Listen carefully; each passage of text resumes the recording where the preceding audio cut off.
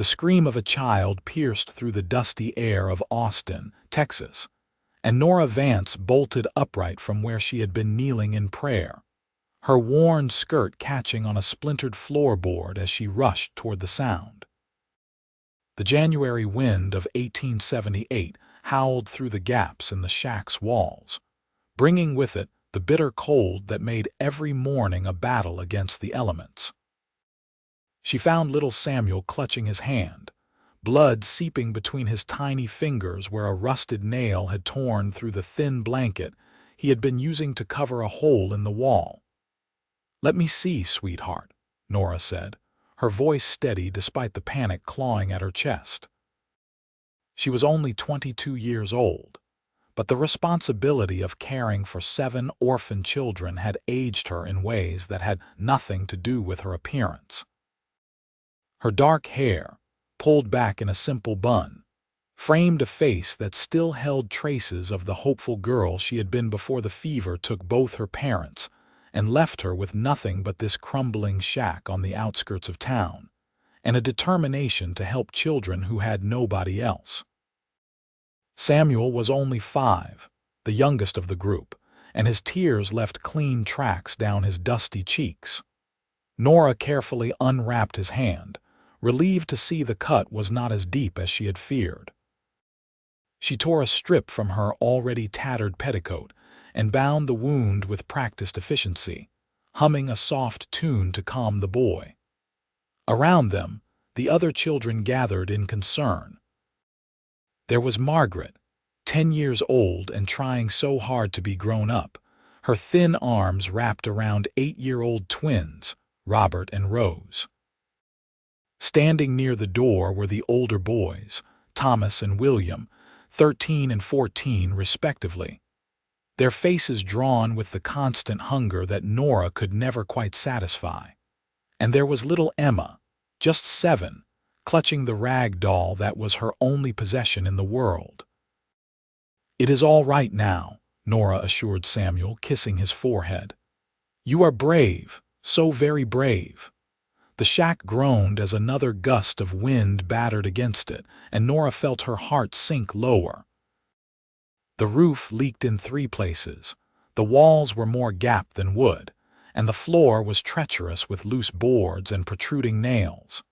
She had tried to make repairs with what little money she could scrape together from taking in washing and mending, but it was never enough.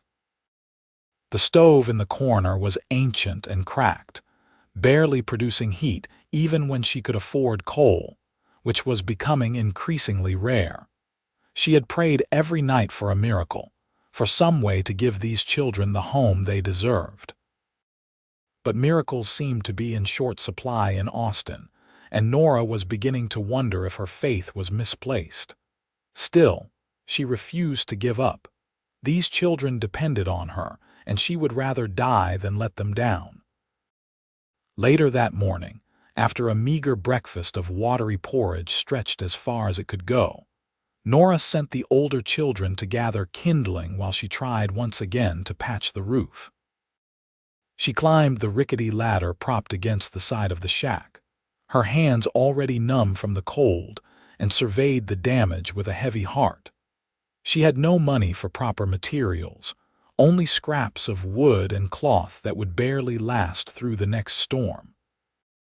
She was so focused on her task that she did not hear the horse approaching until a deep voice called out from below. "That roof looks about ready to cave in, madam." Nora startled, nearly losing her balance on the ladder.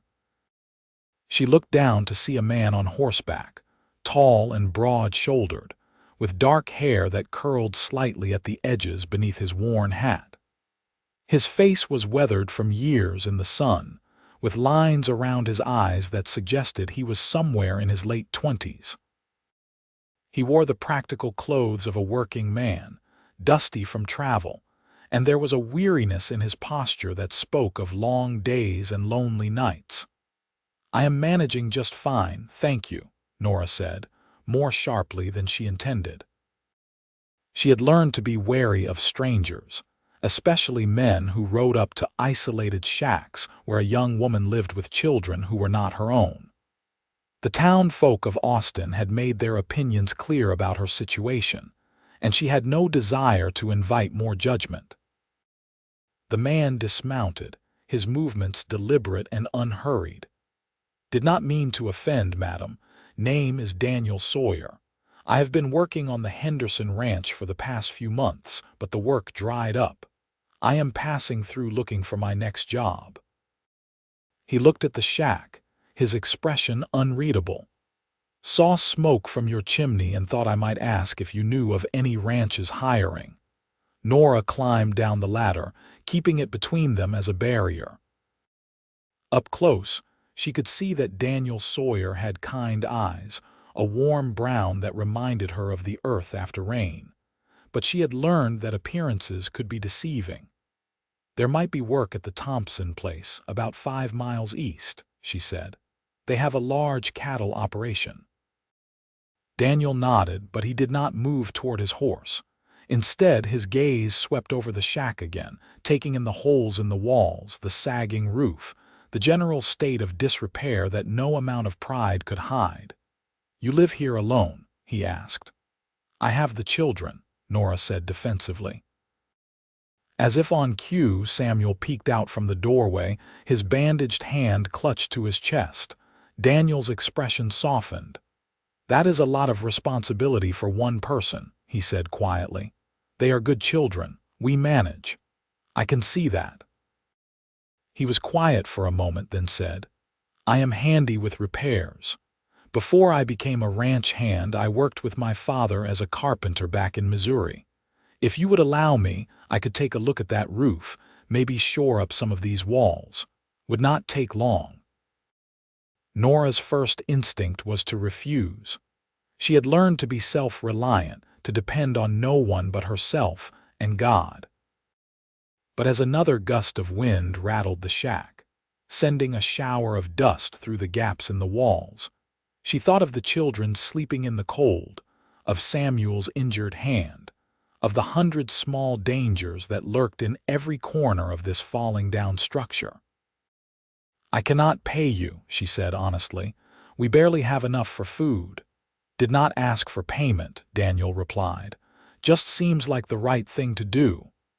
There was something in his voice, a sincerity that made Nora want to believe him.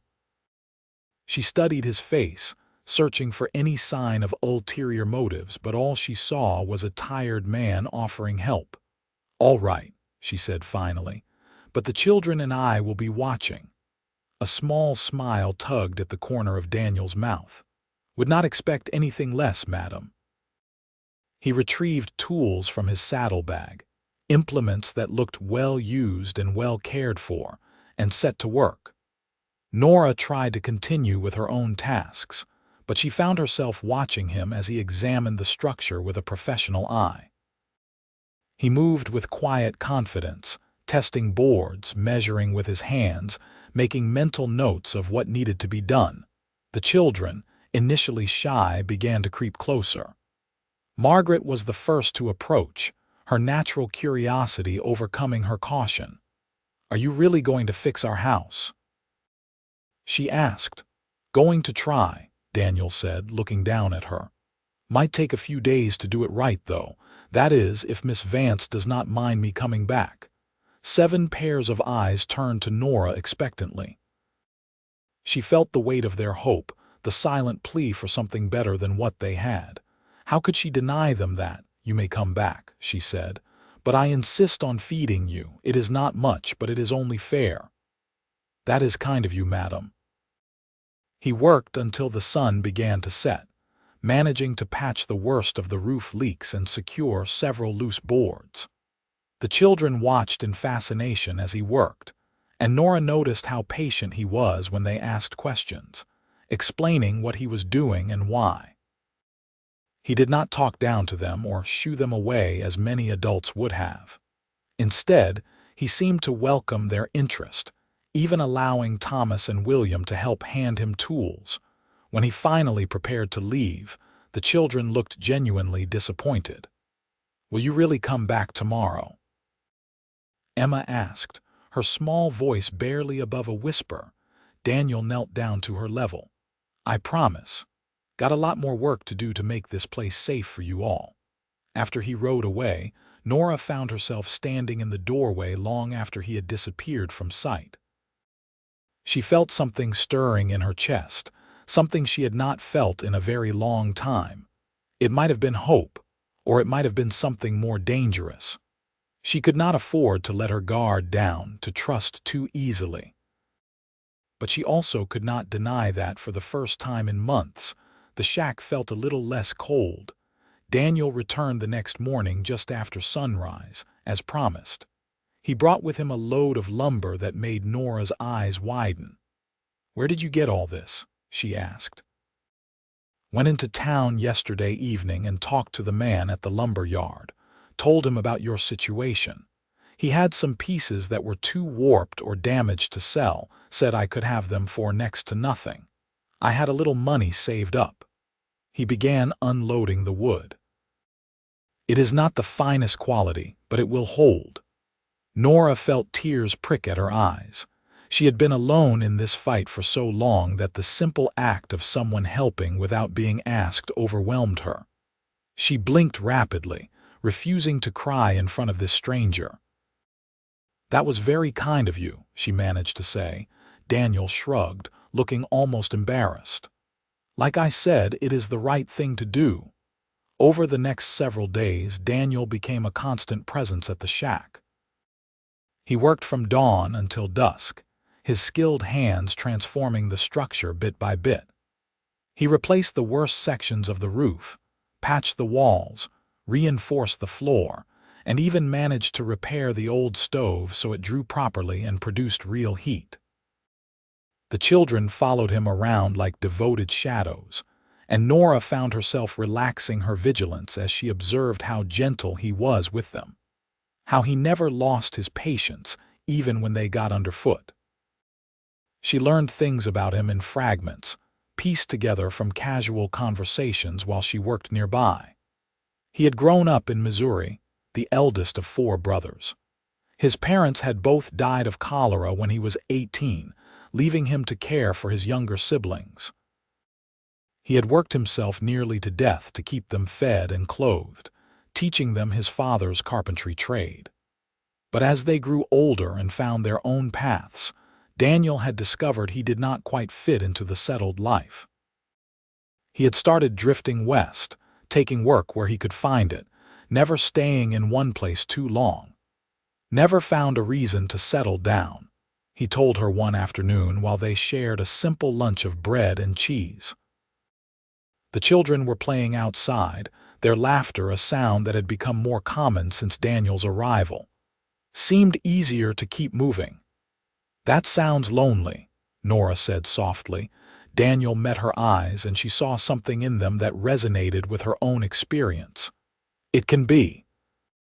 But lonely together with family who wants you to be someone you are not, or lonely on your own terms. I chose the latter." Nora understood that more than she wanted to admit.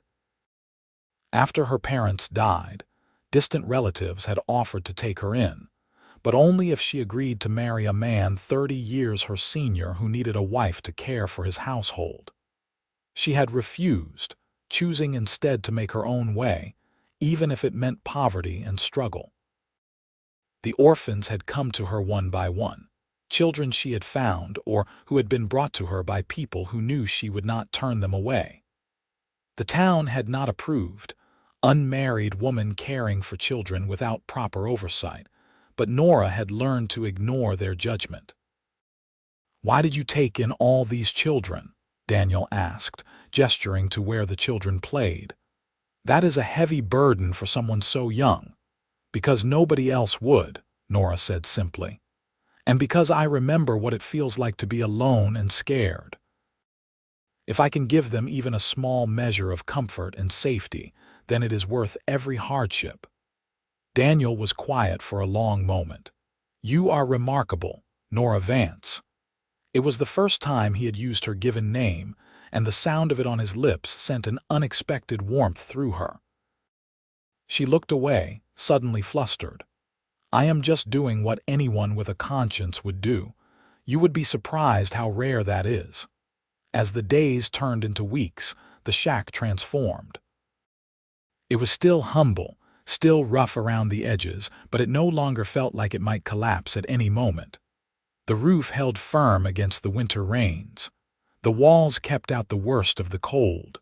The floor was safe for small feet. Daniel had even built crude bunk beds for the children, so they no longer had to sleep on the floor. But more than the physical changes, Nora noticed a shift in the atmosphere. The children were happier, their faces fuller now that Daniel often brought supplies he claimed to have won in card games or traded for with his labor. She suspected he was spending his own meager savings, but was too proud to say so. And she found herself looking forward to his arrival each morning with an anticipation that had nothing to do with the repairs, and everything to do with the way his presence made her feel less alone. One evening, after the children had been tucked into their new beds, Daniel lingered by the door. He had been doing that more often lately, finding excuses to stay a little longer, to share a few more words before riding back to the boarding house in town where he had taken a room. "The shack is in good shape now," he said, turning his hat in his hands. "Should hold up well through the rest of winter." Nora's heart sank. She had known this moment would come, when the repairs would be finished and Daniel would move on to whatever came next. It was what drifters did. But the thought of him leaving left an ache in her chest that surprised her with its intensity. "You have done so much for us," she said, struggling to keep her voice steady. "I do not know how to thank you. Seeing those children safe and warm is thanks enough." He paused, seeming to wrestle with something. "Nora, I have been thinking. This shack, it is better than it was, but it is still not enough. Not for 7 growing children. They need more space, better protection from the elements, a real home." "I know," Nora said, the familiar weight of inadequacy settling on her shoulders. "But I am doing the best I can with what I have. I know you are. And you have done an incredible job, but what if you did not have to do it alone?" Daniel took a step closer. "What if someone helped you build something better? A real house, with enough rooms for everyone, sturdy walls, a proper roof. A place these children could grow up in without fear." "That would take months of work and more money than I will ever have," Nora said, trying not to let hope take root in her heart. "It would take months of work," Daniel agreed. "But I have the skills, and I have been thinking about that Thompson place you mentioned. I rode out there last week and they are hiring. The pay is decent and they have a bunkhouse for the hands. If I took that job, I could save money for materials. In my free time, I could work on building you all a proper house." Nora stared at him. "Daniel, that is too much. I cannot ask you to do that. You are not asking, I am offering." He met her eyes, and there was something in his gaze that made her breath catch. "The truth is, Nora, I have not felt this settled in years. Being here, helping you and the children, it has given me something I did not know I was missing. A purpose. A reason to stay in one place. If you will let me, I would like to build you all a home. Not just repair what is broken, but create something new and solid and lasting." "Why would you do this for us?" Nora whispered. Daniel was quiet for a long moment. When he spoke, his voice was rough with emotion. "At first, it was just about helping someone in need, but these past weeks, getting to know you and the children, I have realized something. I have been drifting for so long because I was looking for something without knowing what it was. Now I think I have found it. I have found a place where I am needed, where my skills can make a real difference. And I have found someone whose strength and kindness inspire me to be a better man." He took a breath. "I have found you, Nora, and if you will allow me to stay, I would like to be part of what you are building here." Nora felt tears streaming down her face before she realized she was crying. For so long she had carried this burden alone, believing that was her lot in life. The thought that someone wanted to share it, wanted to help not out of obligation but out of genuine care, was almost too much to comprehend. "I do not know what to say," she admitted. "Say you will let me try," Daniel said softly. "Say you will give me a chance to prove that I am not going anywhere." Nora looked into his eyes and saw sincerity, determination, and something else that made her heart race. She thought of the children, of the life they could have in a real home. But she also thought of herself, of the loneliness that had been her constant companion, and how Daniel's presence had eased it in ways she had not thought possible. "Yes," she said. "Yes, please stay." The smile that broke across Daniel's face was like sunshine after rain. He reached out and gently took her hand, his calloused fingers warm against hers. "Thank you," he said. "You will not regret this, I promise." Daniel started working at the Thompson Ranch the following Monday. He was up before dawn to ride out to the property, worked a full day with the cattle and horses, and then spent his evenings at the shack, planning and preparing for the construction of the new house. He was exhausted, dark circles forming under his eyes, but he never complained. Instead, he seemed energized by having a goal, a future to work toward. Nora tried to convince him to rest, to take time for himself, but he waved off her concerns. "I have spent years working just to survive, drifting from job to job with nothing to show for it at the end," he told her. "Now I am working toward something real. That does not feel like a burden, it feels like a blessing." On Sundays, his only day off, Daniel would arrive early with sketches and plans. He would spread them out on the rough table Nora used for meals, and together they would discuss the design of the new house. The children would crowd around, offering their own suggestions, and Daniel would listen seriously to each one, incorporating what he could into his plans. "We should have a big kitchen," Margaret said, "so Miss Nora has room to cook for all of us." "And a real fireplace," Robert added, "a big one that keeps the whole house warm." "I want a window by my bed," Emma said shyly, "so I can see the stars at night." Daniel wrote down every request, his pencil moving across the paper as he adjusted his drawings. Nora watched him with the children, saw the care he took with their dreams, and felt something growing in her heart. It was more than gratitude, deeper than friendship. She had tried to deny it, to tell herself it was simply relief at having help, but she could no longer ignore the truth. She was falling in love with Daniel Sawyer. The realization terrified her. She had no experience with romantic love, had never allowed herself to even consider it as a possibility. Her life had been about survival and caring for others. The idea of letting someone into her heart, of being vulnerable in that way, felt dangerous. What if Daniel changed his mind? What if he built the house and then left? What if she was just a project to him, a good deed to make himself feel useful before he moved on to the next town? But then she would catch him watching her with a softness in his eyes that had nothing to do with pity or obligation. She would feel the lingering touch of his hand when he helped her carry water from the well. She would hear the warmth in his voice when he said her name. And she would dare to hope that maybe, just maybe, he felt the same way. Spring arrived, bringing warmer weather and longer days. Daniel had saved enough money to begin purchasing materials for the house. He selected a site about 50 yards from the shack, on slightly higher ground with good drainage and a clear view of the surrounding land. It was far enough from the road to offer privacy, but close enough to Austin that Nora could still walk to town when needed. The foundation was the first major undertaking.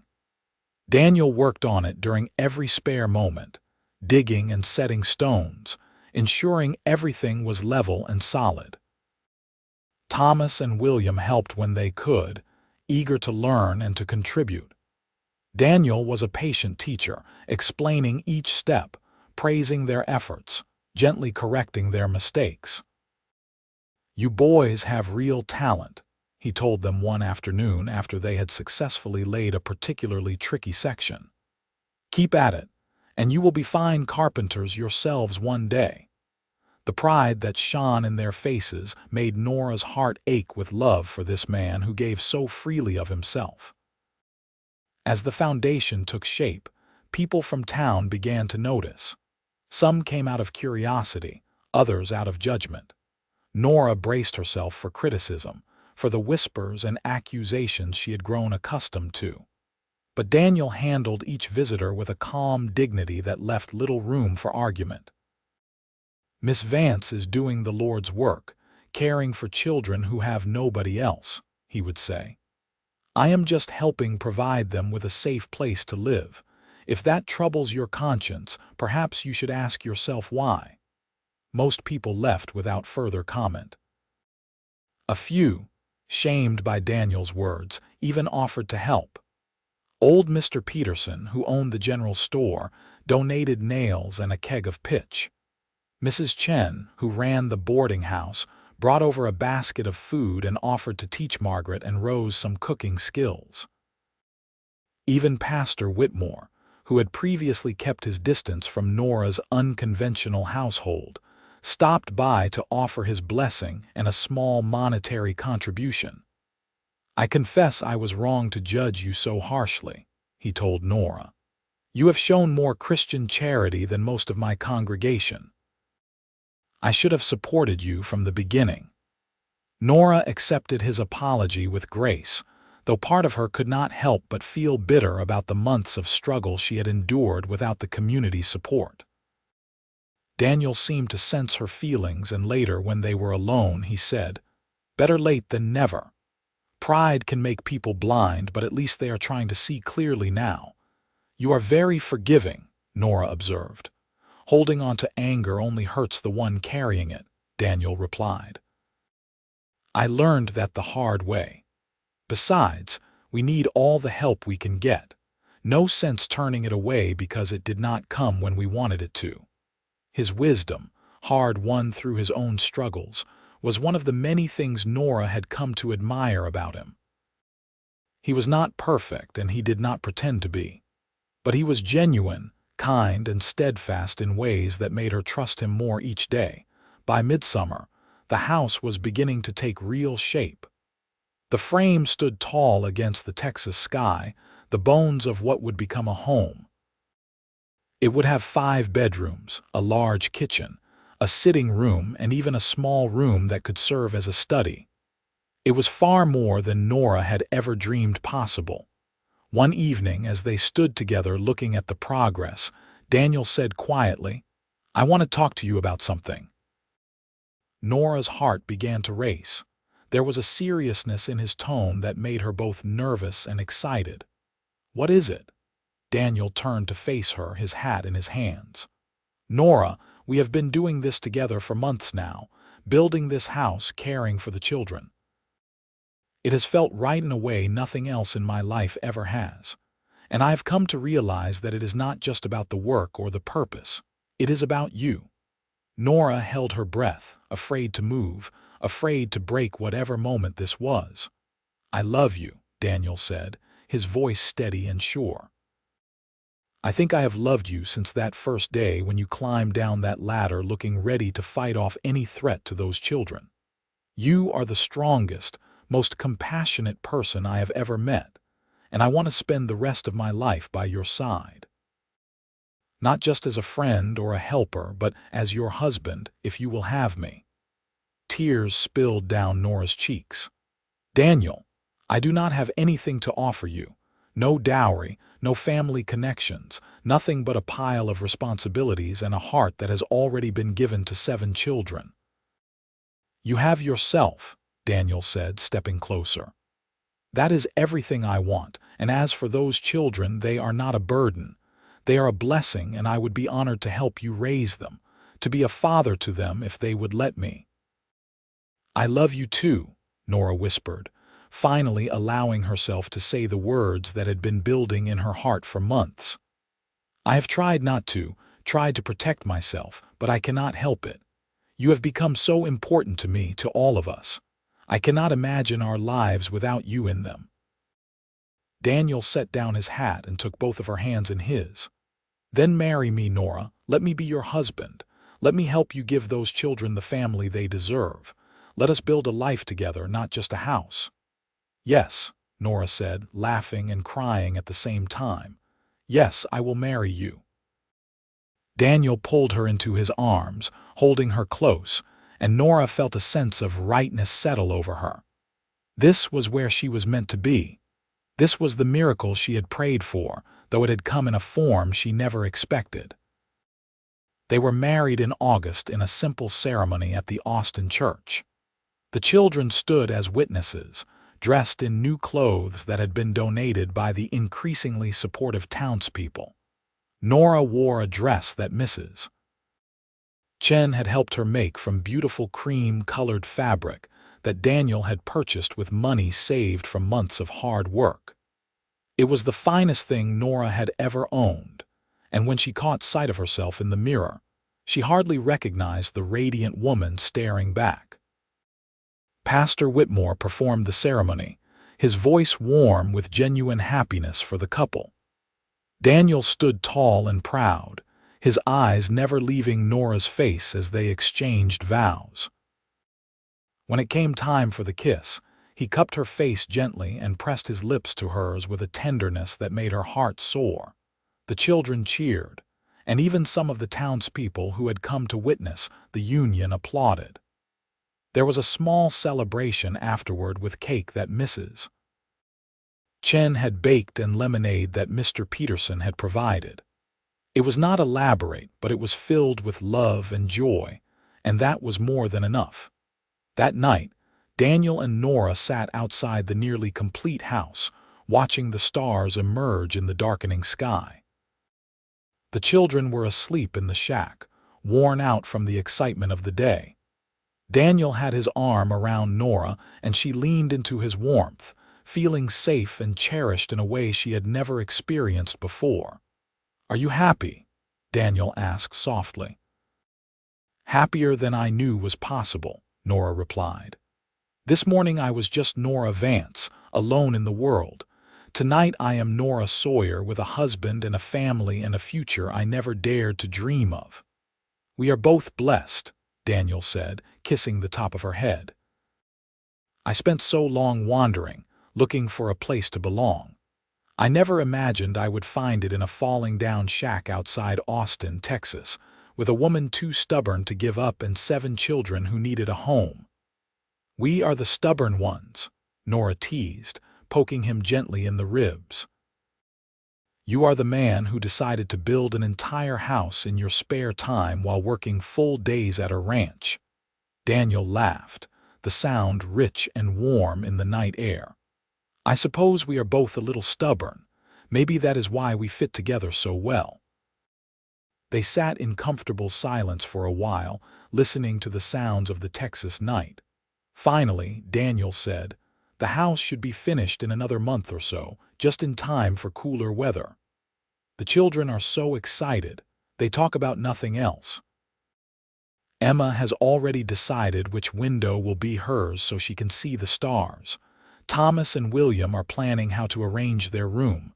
Margaret wants to help me organize the kitchen." "And what about you?" Daniel asked. "What are you most looking forward to?" Nora thought about it. "Having space. Having a kitchen where I can cook proper meals for everyone. Having a real bedroom where we can close the door and have privacy." She blushed slightly at that last part, and Daniel tightened his arm around her. "I look forward to that too," he said, his voice low and intimate. "To having you all to myself sometimes, without 7 little ears listening to every word." They had agreed to wait until the house was finished before truly beginning their married life together. It seemed right to start fresh in their new home, to make their first night as husband and wife special. But the anticipation was sweet, adding an undercurrent of excitement to every glance and touch. As autumn arrived, the house was completed. It stood strong and beautiful, a testament to Daniel's skill and determination.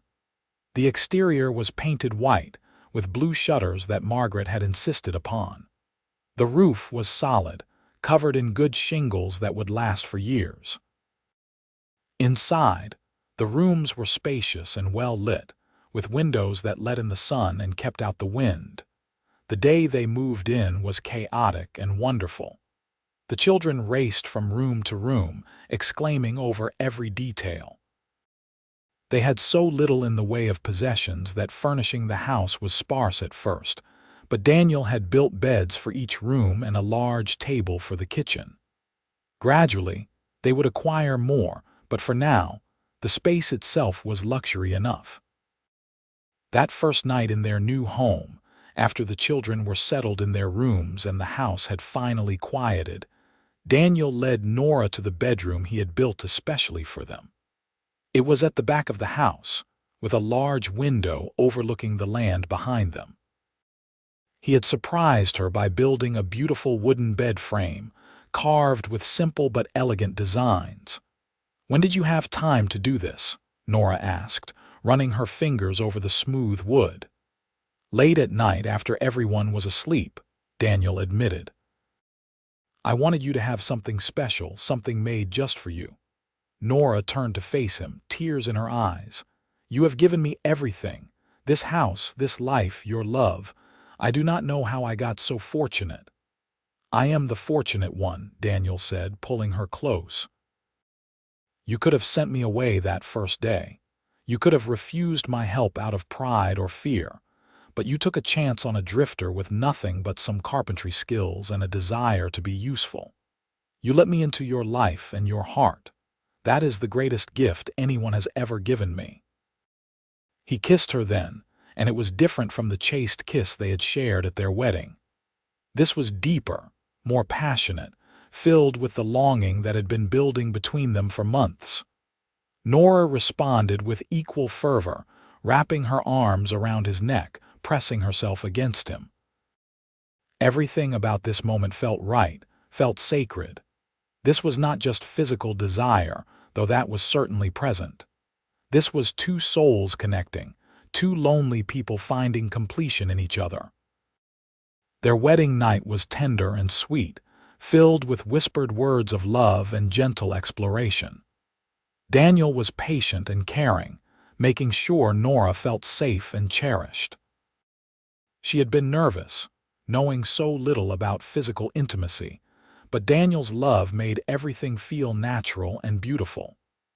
Afterward, they lay tangled together, Nora's head on Daniel's chest, listening to the steady beat of his heart.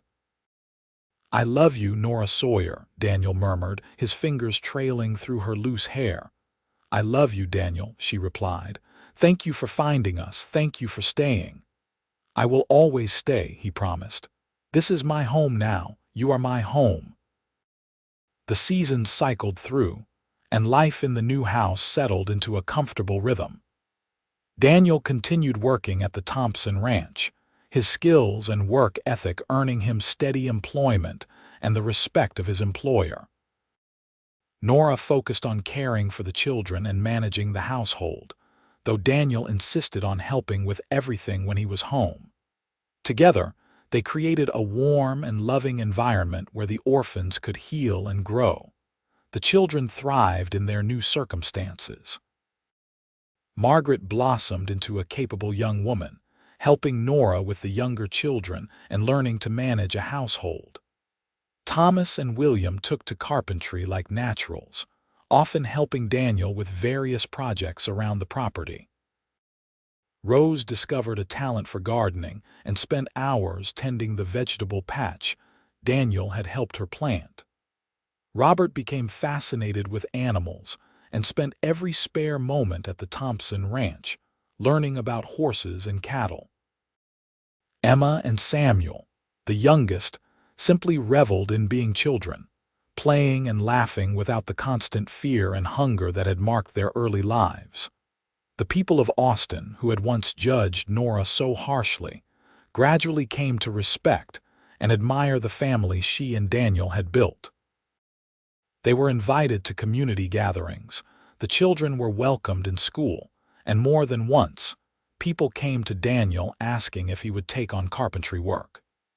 He obliged when he could, using the extra income to improve their home and provide for the children.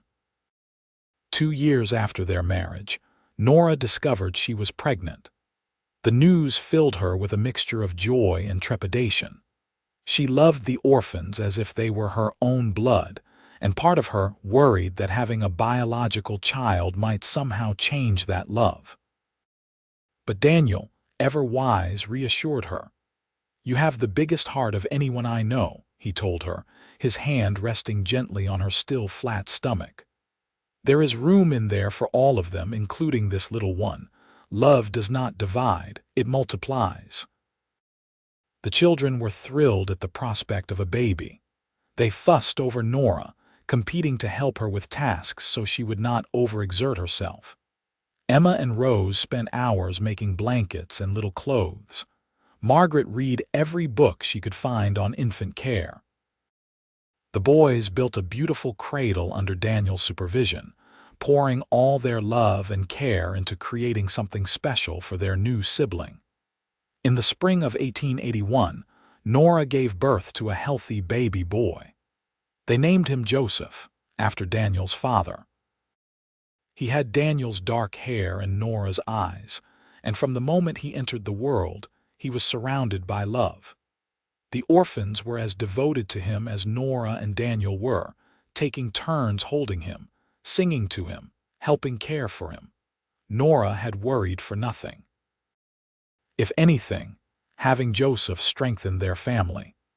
The children seemed to understand even more deeply that love was not about blood but about choice and commitment. They had all been chosen, all been wanted, and Joseph's arrival only reinforced that truth. Daniel proved to be a wonderful father, both to the orphans and to Joseph. He was patient and kind, firm when necessary, but always loving. He taught the boys practical skills and encouraged the girls to pursue their interests. He listened to their problems and offered guidance without being overbearing. In every way that mattered, he was their father, and they loved him as such. As the children grew older and began to make their own paths in the world, the house that had once seemed so spacious felt just right. Margaret married a kind young man from Austin when she was 20, and Nora and Daniel threw them a beautiful wedding in the yard. Thomas and William both became sought-after carpenters, working together and building a reputation for quality craftsmanship. Rose married a farmer and started her own family. Robert got work as a ranch foreman. Emma became a schoolteacher. Samuel, the little boy who had cut his hand on a nail in a falling-down shack, grew up to study medicine. Through it all, Nora and Daniel remained the steady center around which everything revolved. Their love never diminished, never grew stale. Instead, it deepened with each passing year, enriched by shared experiences and weathered storms.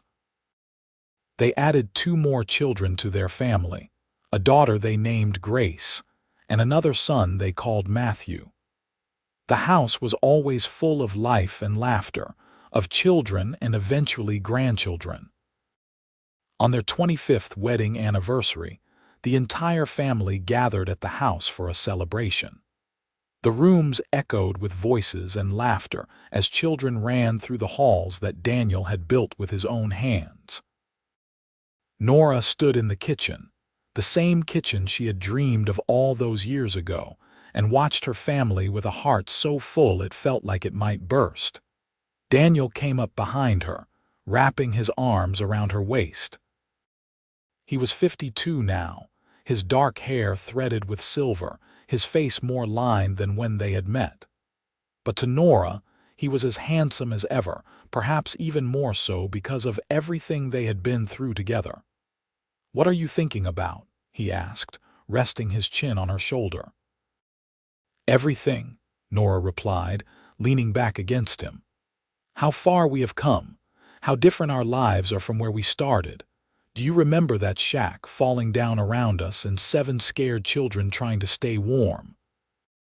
I remember a fierce young woman who refused to give up, no matter how impossible things seemed, Daniel said. I remember thinking that anyone with that much courage and love deserved better than what she had. I remember wanting to be the one to give it to her. You gave me everything, Nora said, turning in his arms to face him.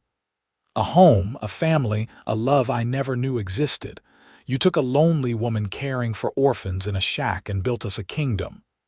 We built it together, Daniel corrected gently. I just provided the lumber and the nails. You provided the heart that made it a home. They kissed, and even after 25 years it still felt like magic. Margaret came into the kitchen, carrying Joseph's daughter, a cherubic 2-year-old named Clara. Mama, Papa, everyone is waiting for you. Thomas wants to make a toast. Nora and Daniel exchanged a look, then followed Margaret into the crowded sitting room. Thomas stood at the center, tall and confident, so different from the thin, wary boy he had once been. I wanted to say something to Mama Nora and Papa Daniel, Thomas began, his voice carrying over the crowd. All of us in this room owe you more than we can ever repay. You took us in when we had nothing and nobody. You gave us love, stability, and a future. But more than that, you showed us what family really means. It is not about blood or obligation. It is about choice. You chose us every single day. And we choose you too. We love you both more than words can say. Happy anniversary. There was not a dry eye in the room as everyone raised their glasses. Nora clung to Daniel's hand, overwhelmed by the beautiful life they had created together. All those years ago, alone and desperate in a falling-down shack, she could never have imagined this moment. But here it was, real and solid and more precious than anything she could have dreamed. As the celebration continued late into the night, with music and dancing and stories, Nora found herself back outside, looking at the stars. Daniel joined her, as he always did. You ever miss it? Nora asked. The drifting, the freedom of the open road. Daniel was quiet for a moment, considering. No, he finally said. I thought that was freedom, constantly moving, never putting down roots. But I was wrong. This is freedom.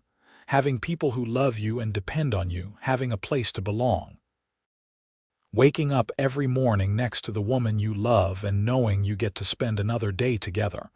That is what real freedom feels like. I am so grateful you rode up to that shack, Nora said. I am so grateful you stayed. I am grateful you let me, Daniel replied. You took a chance on a lonely cowboy, and he got to become part of something beautiful. That is more than most people ever get. They stood together in the darkness, listening to the sounds of their family inside, the laughter and love that filled every corner of the house. This was their legacy, built not with money or status but with hard work, sacrifice, and an abundance of love. Do you think the children know how proud we are of them? Nora asked. I think so, Daniel said. But it never hurts to remind them. We should make a point to tell each one before they leave tomorrow. Nora smiled. Even after all these years, Daniel was still thinking about how to make others feel loved and valued. It was one of the countless reasons she adored him. As they finally headed back inside, Nora took one last look at the house glowing with light and warmth against the Texas night. 27 years ago, she had been huddled in a shack with 7 frightened children, praying for a miracle. That miracle had come in the form of a tired cowboy on horseback, willing to give everything to help strangers become family. She sent up a silent prayer of thanksgiving, not just for the house or the material blessings, but for the love that had made it all possible. For Daniel, who had chosen to stay. For the children who had let themselves be loved. For the life they had built together, brick by brick, day by day, through hardship and joy. Inside the house, someone started playing the piano that Daniel had surprised her with for their 20th anniversary. Voices joined in song, slightly off-key but enthusiastic. Daniel squeezed her hand and led her back to their family, back to the warmth and noise and beautiful chaos that was their life. Years continued to pass, bringing the inevitable changes that time always brings. Some were joyful, like weddings and births. Others were painful, like when Pastor Whitmore passed away or when Samuel lost his first patient despite his best efforts.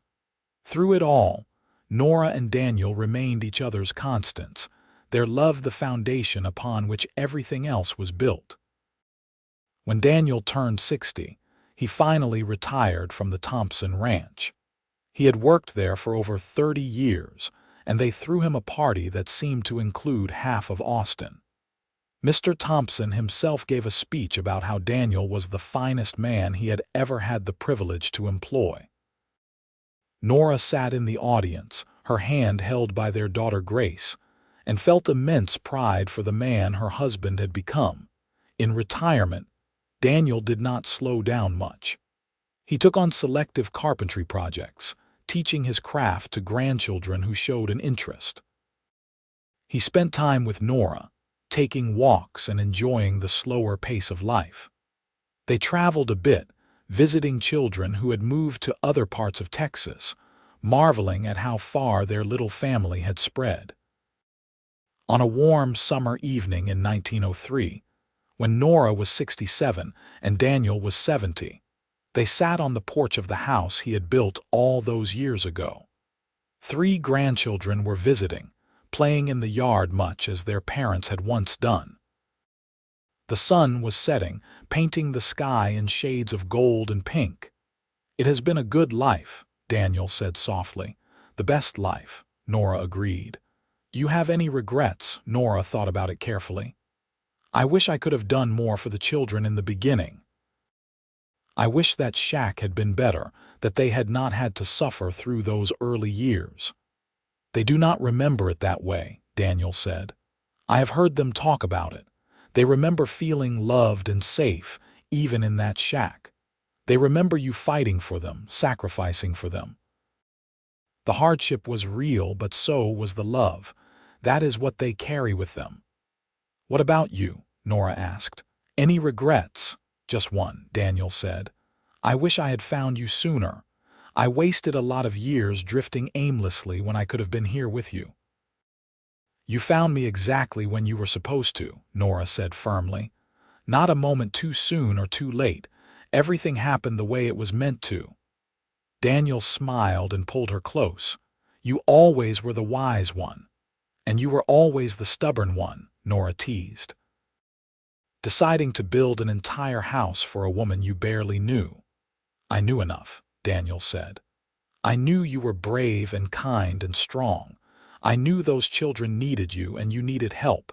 I knew that I wanted to be part of what you were building. Everything else I learned along the way." "And what did you learn?"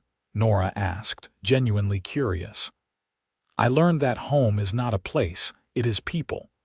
I learned that love is not something you fall into, it is something you build day by day, choice by choice. I learned that the best things in life are the ones you work for, the ones you pour your heart and soul into creating. And I learned that I am capable of so much more than I ever imagined, as long as I have you by my side." Nora felt tears prick her eyes. After almost half a century together, Daniel could still make her cry with his words. "I learned things too," she said. "I learned that asking for help is not weakness, it is wisdom. I learned that love comes in many forms and all of them are precious. I learned that the family you choose can be just as real as the family you are born into. And I learned that miracles do happen. They just sometimes look like a tired cowboy on horseback, offering to fix your roof." They sat in comfortable silence as the sun sank below the horizon and the stars began to appear. Inside the house, they could hear the children being called in for bed, the familiar sounds of evening routines. This house had heard so many voices over the years, had sheltered so many dreams.